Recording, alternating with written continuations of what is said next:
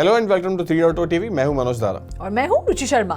India वो देश जहां हमेशा से जय जवान जय किसान का नारा बुलंद रहा है, वो अब नई टेक्नोलॉजी को भी सलाम कर रहा है। जी हां, धरती से सोना उगाने वाला ये देश अब टेक्नोलॉजी के दम पर दुनिया में सबसे आगे निकलने की ठान चुका है। बिल्कुल, ऐसे में एक बड़ी खबर सामने आ रही है कॉटन कल्टीवेशन से जुड़े के मामले में इंडिया वर्ल्ड के सबसे आगे है। आपको जानकर हैरानी होगी कि इंडिया में कॉटन कल्टीवेशन 10.5 मिलियन हेक्टेयर्स में होता था और अब ये आंकड़ा बढ़कर 12.2 मिलियन हेक्टेयर्स हो गया है, जो कि वर्ल्ड एरिया का लगभग 37% हिस्सा है।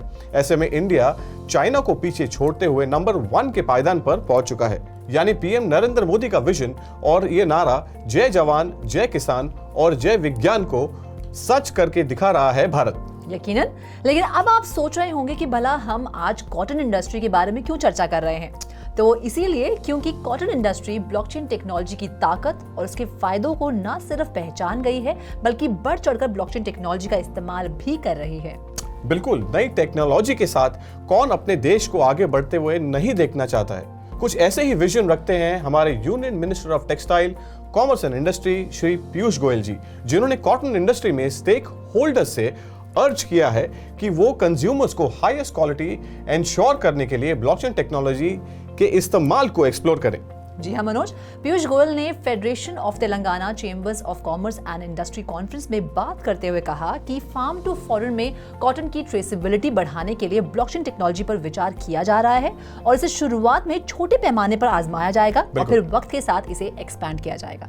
रुचि, लेकिन ये बहुत बड़ी और अच्छी बात है और ये तो होना ही था, क्योंकि ब्लॉकचेन टेक्नोलॉजी के इनहेरेंट नेचर को बदलते हुए मैन्युफैक्चरिंग प्रोसेसेस से लेकर प्रोडक्ट्स का शेल्फ्स पर पहुंचने तक का ये जो सारा सफर है, नजर रखने में ब्लॉकचेन टेक्नोलॉजी के इस्तेमाल ने पिछले 1 साल में तेजी देखी गई है।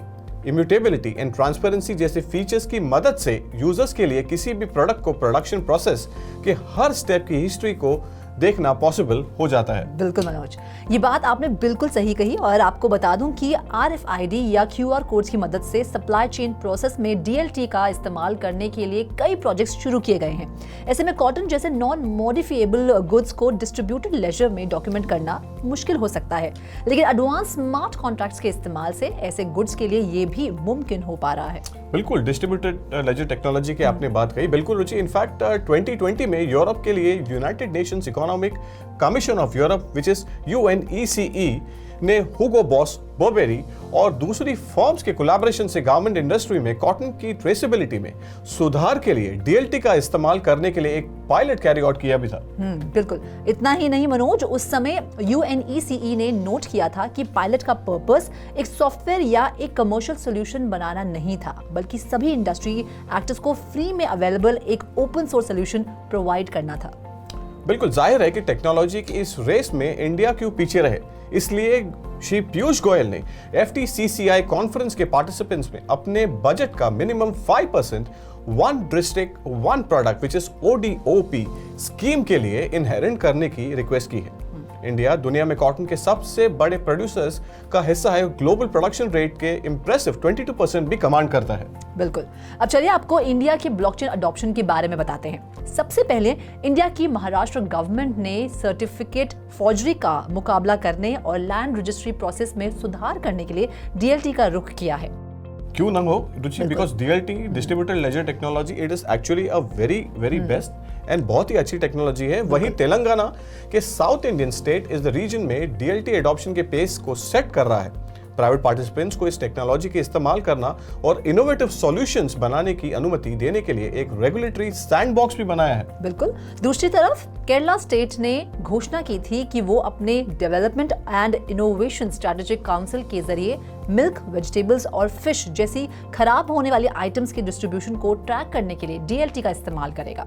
बिल्कुल, ये तो बहुत ही इंपॉर्टेंट है बिकॉज हमारे यहाँ पर जितने भी फार्मर्स हैं उनको ये डिस्ट्रीब्यूटेड टेक्नोलॉजी अगर उनको मिलती है तो उनको ये पता चलता है कि यहाँ पर कि हर स्टेज पर वो अपने अपने जो प्रोडक्ट्स हैं उनको मैप भी कर सकते हैं। खास बात तो यही है रुचि कि फाइनेंस मिनिस्टर निर्मला सीतारमण ने कहा है कि वो कुछ साल में 46% DLT को अपनाने पर विचार भी कर रहे हैं, जो कि अपने आप में एक बहुत बड़ी बात है। बिल्कुल, जी हाँ, सही आपने बिल्कुल कहा यहाँ पे। लेकिन जैसा कि सभी जानते हैं, ये तो महज शुरुआत है और आने वाले दिनों में बहुत कुछ नया देखने को मिलेगा। जो नहीं जानते उन्हें बता दूं कि इंडिया में अब तक कई अलग अलग काम के लिए ब्लॉकचेन टेक्नोलॉजी को अपनाया जा चुका है और वो दिन दूर नहीं जब हर एक चीज में ब्लॉकचेन का इस्तेमाल किया जाएगा। देश के किन स्टेट्स में ब्लॉकचेन का इस्तेमाल किया जा रहा है, ये डिटेल में जानने के लिए नीचे डिस्क्रिप्शन में दिए गए लिंक पर क्लिक करके ये डिटेल्स आप जान सकते हैं। हमने बात की अजय केडिया, जो कि केडिया सिक्योरिटीज के फाउंडर भी हैं। आइए जान लेते हैं उनका कॉटन सेक्टर पर आउटलुक क्या है। हाँ, डेफिनेटली अगर हम देखें तो इंडियन टेक्सटाइल सेक्टर की अगर बात करते हैं तो काफ़ी बड़ा है, बिकॉज इंडिया का डेमोग्राफिक भी काफ़ी बड़ा है। देखिए, जब हम टेक्सटाइल सेक्टर की बात करते हैं तो ये एक छोटा सेक्टर नहीं है, इंडिया के डेमोग्राफिक के हिसाब से काफ़ी बड़ा सेक्टर है और काफ़ी वाइडली डाइवर्सिफाई है। हम देखते हैं टेक्सटाइल में कुछ स्टेट्स के अंदर मैन्युफैक्चरिंग होती है, कुछ स्टेट्स के अंदर इसकी प्रोसेसिंग होती है और सेल्स भी हम देखते हैं पैन इंडिया होती है। तो काफ़ी वेरियस डाइवर्सिफाइड सेक्टर है और यहाँ पे काफ़ी चैलेंजेस है डेमोग्राफी की वजह से। लीकेजेस काफी ज्यादा है या प्रोडक्टिविटी जो आनी चाहिए थी as compare to global market की अगर हम बात करें, यहाँ पे इंडिया काफी पिछड़ रहा है।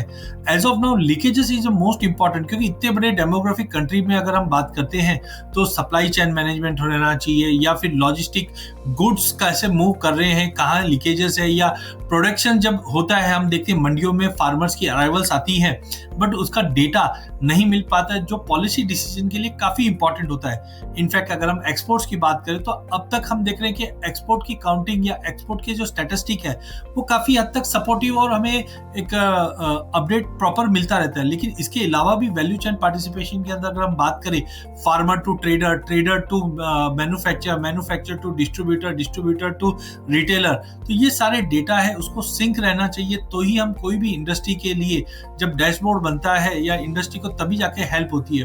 तो काफी चैलेंजेस है और इंडिया में चैलेंजेस इसलिए भी क्योंकि इंडिया का जो डेमोक्रेटिक साइज है वो काफी बड़ा है। अदरवाइज आज प्रोडक्शन के लिहाज से भी अगर हम देखें तो लगभग हम 350 लाख बेल्स के आसपास का प्रोडक्शन करते हैं, दुनिया में टॉप 3 में हमारा प्रोडक्शन आते हैं। बट जो साइज ऑफ लैंड है उसको कैसे इंप्रूव करें, सेल्स को कैसे इंप्रूव करें, तो जब तक कोई हमारे पास एक फुल प्रूफ टेक्नोलॉजी नहीं आती है तब तक ये चैलेंजेस है वो कंटिन्यू हमारे इंडिया में दिखते रहेंगे और इसकी वजह से हम देख रहे हैं कि काफी लीकेजेस मार्केट में बने हुए हैं। तो ये सब चैलेंजेस आज की डेट में टेक्सटाइल सेगमेंट में, ऐसा नहीं है कि इंडिया का प्रोडक्शन अच्छा नहीं, इंडिया का प्रोडक्शन भी बहुत अच्छा है, इंडिया का कंजम्पशन भी बहुत अच्छा है, बट जो लीकेजेस है उसको रोकना बहुत इंपॉर्टेंट है। इसी के लिए कोई एक रोबस्ट टेक्नोलॉजी हमें रिक्वायर्ड है आगे बढ़ने के लिए। अजय जी, आपसे ये भी जानना चाहेंगे कि जब तक ब्लॉकचेन टेक्नोलॉजी का आगाज नहीं हुआ था या ब्लॉकचेन टेक्नोलॉजी का अडॉप्शन नहीं हुआ था कॉटन इंडस्ट्री या किसी और इंडस्ट्री में, तब जो फार्मर्स हैं वो किस तरह की दिक्कतों का सामना कर रहे थे? बिल्कुल, मैं वही कहना चाहता हूं कि देखिए, लैक ऑफ ट्रांसपेरेंसी है आज की डेट में, जिसकी वजह से जो कॉन्फिडेंस रहता है वो काफी हद तक बायर और सेलर के बीच में कम हो जाता है। साथ में अगर वैल्यू चेन पार्टिसिपेट के अंदर सप्लाई मैनेजमेंट है, यहाँ पे हम लोग तकलीफ देख रहे हैं इंडिया में, बिकॉज डेमोग्राफिक है, ये काफी इंपॉर्टेंट हो जाता है। थर्ड, हमारे जो कैश फ्लो है वो अटक जाते हैं, या हम बोल सकते हैं कि अननेसेसरी जो कैश रिक्वायरमेंट नहीं होना चाहिए because of leakages in system, यहाँ पे हम देख रहे हैं कि जो ग्रोथ होनी चाहिए वो नहीं हो पाए। लेकिन बिल्कुल ब्लॉकचेन टेक्नोलॉजी जो काफ़ी नई है इंडिया के लिए और एक्चुअली कारगर है काफ़ी, क्योंकि इंटरनेशनल में हम ऑलरेडी देख रहे हैं कि जितनी भी मल्टीनेशनल कंपनीज है इसको काफ़ी अच्छे से यूज़ कर रहे हैं सप्लाई चेन मैनेजमेंट में।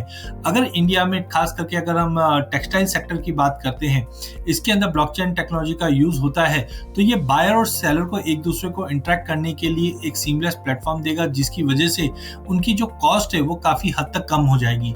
एंड ट्रांसपेरेंसी होने की वजह से ट्रस्ट बिल्ड होता हुआ दिखाई देगा, वो भी लोअर कॉस्ट पे। साथ में ईच स्टेज पे हम देख सकते हैं कि ऑडिट एंड ट्रायल रहेगा कि कहाँ पे लीकेजेस है उसको कैसे इंप्रूव किया जा सकता है, क्योंकि कोई भी चीज ट्रैक होगी तो ही उसको हम लोग प्रॉपर तरीके से देख पाएंगे। और साथ में ब्लॉकचेन हमें हेल्प कर सकती है फ्रॉड इन टेक्सटाइल सेक्टर, क्योंकि ज़्यादा करके हम देखते हैं प्राइस डिस्पैरिटी या फिर ओनरशिप इश्यूज, क्वालिटी इश्यूज, ये काफ़ी इश्यूज रहते हैं। तो यहाँ पे अगर इनकेस कुछ भी कंसर्न्स है तो ब्लॉकचेन टेक्नोलॉजी के जरिए उसको हम प्रॉपर मार्किंग कर सकते हैं, प्रॉपर उसका ऑडिट कर सकते हैं, प्रॉपर उसका ट्रेल ले सकते हैं हम लोग। तो जिसकी वजह से हमारे जो सेल्स परचेजेस ट्रांजेक्शन हुए हैं या होने वाले हैं, ये एक सीमलेस एक साइकिल से गुजरते हुए दिखाई देंगे। और इनफैक्ट जैसे हम ब्लॉकचेन टेक्नोलॉजी इंप्लीमेंटेशन की बात कर रहे हैं कि आप इस सेक्टर में लगभग 20-25 साल से इस सेक्टर को ट्रैक भी कर रहे हैं, ब्लॉकचेन टेक्नोलॉजी का इस्तेमाल करने से ये सेक्टर को कितना फायदा होगा आपकी राय से?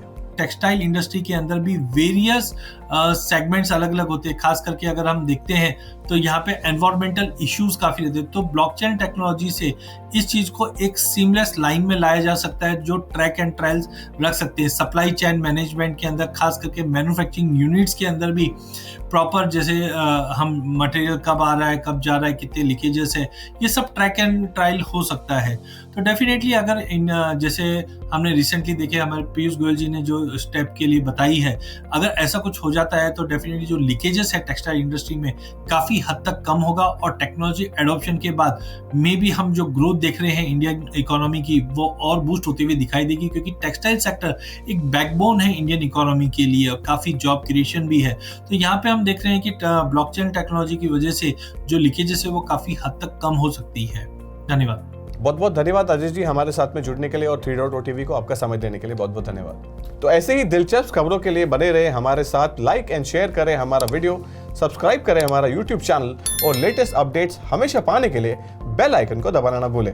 फिलहाल हमें दीजिए इजाजत। Web3 की तमाम बड़ी खबरों और लेटेस्ट अपडेट्स के लिए देखते रहिए 3.0 टीवी।